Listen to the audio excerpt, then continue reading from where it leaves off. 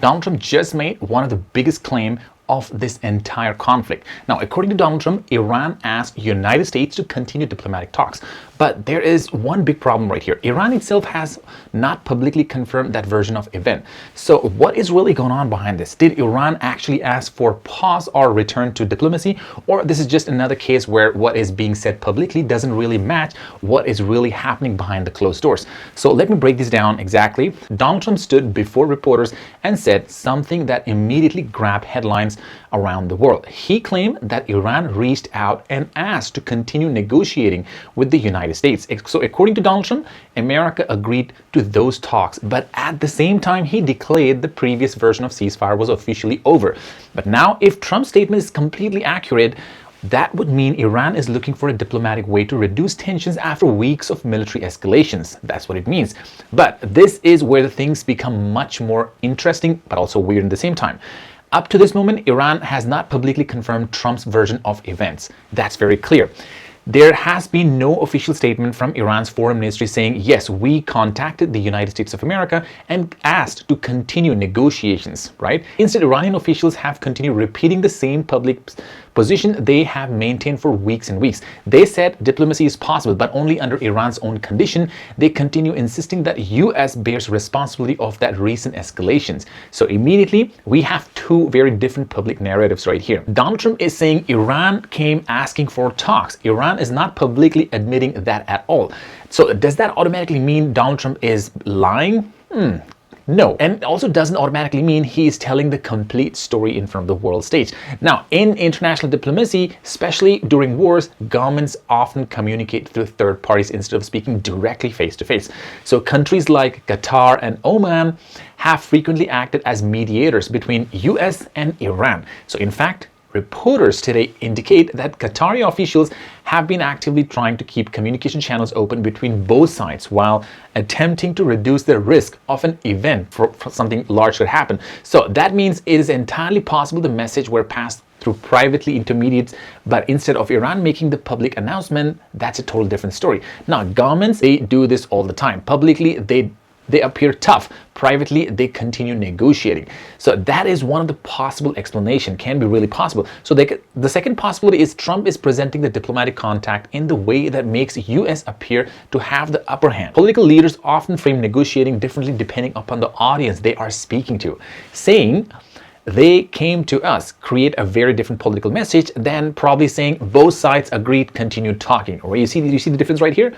Without independent confirmation from both governments, nobody can honestly say which description is more accurate one. So that is why it is important to separate verified facts from political statement totally. So the verified fact is simple. Donald Trump says Iran requests continued talks. That's what he says. But Iran has not publicly confirmed making those kind of requests. Independent reporting has not yet verified who initiated the latest diplomatic contact. If someone tells you today that Donald Trump has definitely been caught lying, what would be going beyond the available evidence?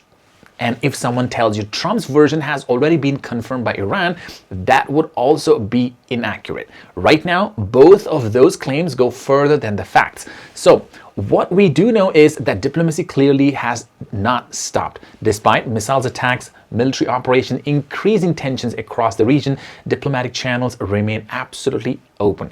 So that tells us something really important right here. Neither sides appear to believe that a permanent military confrontation is the best outcome for both countries. Otherwise, there would be no reason for discussing to continue at all, right? Another interesting point is called timing. Donald Trump announced that the ceasefire was effectively over while also saying talks would continue. At first, that sounds contradictory, but in reality, military pressure and diplomacy often happen simultaneously in the same time. So history has shown many conflicts where negotiations continue even while fighting is still taking place on the battleground. In many wars, government negotiate one day while exchanging military strikes the next. So these two developments are not necessarily incompatible. Then they can happen in the same time. So the real question now is whether Iran eventually confirms Donald Trump's statement. If Iranian officials later acknowledge that they requested renewed talks, Trump's claim will gain much more stronger credibility on the world stage. If they continue denying or probably refusing these kind of stuff, acknowledging such a request, then questions about Trump's description will remain. For now, the evidence simply is not complete. So this story is still developing more and more. New statements, of course, they could emerge within hours, within minutes. Additional comments for Iran's foreign ministry, the White House, or probably the regional mediators could completely change our understanding of what happened behind the closed doors and what talks really took place. Until then, the most accurate conclusion is this: Donald Trump claims Iran has asked to continue diplomatic talks. Iran has not publicly confirmed that claim at all. Independent reporters confirms Trump's statements was made, but does not independently verify that Iran initiated this request. So the claim remains unconfirmed rather than proven true or proven false.